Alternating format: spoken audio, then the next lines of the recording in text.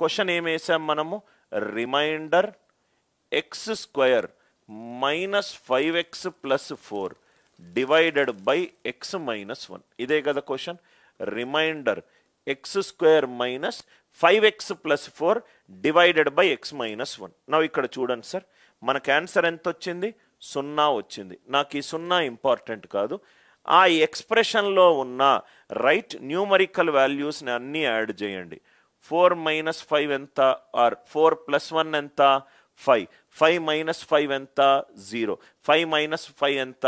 0. అంటే ఎక్స్లు కాకుండా దానికి ముందు ఉన్న కొయిఫిషియంట్లను రైట్, దాన్ని తెలుగులో ఏమంటారో చెప్పండి. Right, 4 plus 1 5. 5 మైనస్ 5 ఎంత?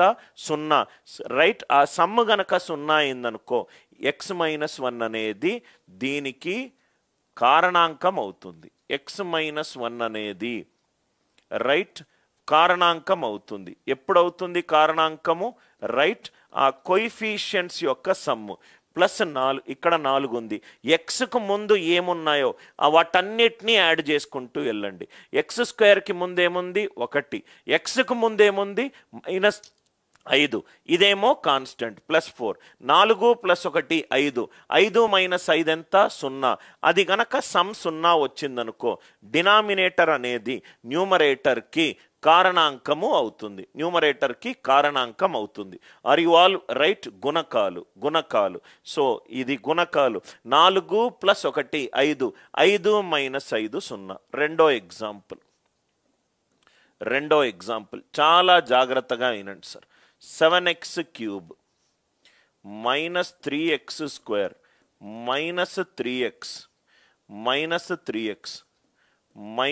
1 డివైడెడ్ బై ఎక్స్ మైనస్ 1. ఏమీ చేయాల్సిన అవసరం లేదు. గుణకాలను రైట్ యాడ్ చేసుకుంటూ వెళ్ళండి. Right, -3 -3 -3 -1 plus 3. 7 మైనస్ 3 ఎంత? 4. 4 మైనస్ 3 ఎంత? 1. 1 మైనస్ 1 శేషం ఎంత? 0. Are you all with me? Right, sum of the coefficients గుణకాలను యాడ్ చేసుకుంటే కూడిన తర్వాత మొత్తం గనక 0 వస్తే డినామినేటర్ అనేది న్యూమరేటర్కి కారణాంకం అవుతుంది. ఇంకో example, X cube minus 5x square plus 4 divided by x minus 1. గుణకాలను కూడిన తర్వాత వచ్చిన వాల్యూ కనుక 0 కనుక అవుతే ఆ డినామినేటర్ అనేది న్యూమరేటర్కి కారణాంకం అవుతుంది. అంటే రిమైండర్ 0 ఉంటుంది. ఎక్స్ బదులు 1 పెట్టుకోండి. 1 ప్లస్ 4 5. 5 మైనస్ 5 ఎంత? 0. ఈ ఫస్ట్ ఎగ్జాంపుల్ అందరికీ అర్థమైందా?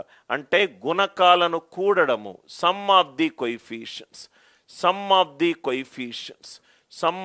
కొయిఫిషియన్స్ 0 గనక అవుతే రైట్, 0 గనక అవుతే అంటే గుణకమే కదా సార్, గుణకాలను కూడడము. రైట్, గుణకాలని కూడడము. గుణకాలను కూడితే రైట్ 0 గనక వస్తే డినామినేటర్ అనేది న్యూమరేటర్కి కారణాంకం అవుతుంది. ఈ ఫస్ట్ కాన్సెప్ట్ అందరికీ క్లియర్గా సార్? చాలా ఇంపార్టెంట్ కాన్సెప్ట్. మనం కొంచెం లెవెల్ ఆఫ్ డిఫికల్టీ పెంచేటప్పుడు ఇంకా బాగా దీని యొక్క యూటిలిటీ ఉంటుంది. నవ్వు ఇక్కడ చూడండి సార్, ఇంకో example, remainder 1 x square plus 4x plus 3 divided by x plus 1. Remainder 1 x square plus 4x plus 3 divided by x plus 1.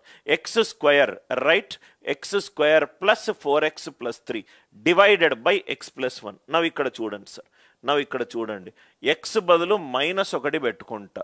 -1 square plus 4 into -1 plus 3. 3 plus 1 4. 4 minus 4 ఎంత? శేషం 0. 4 మైనస్ 4 శేషం ఎంత? 0. ఇక్కడ వరకు ఇది అందరికీ తెలుసు. నవ్వు ఇక్కడ చూడండి సార్, గుణకాల్లో మనము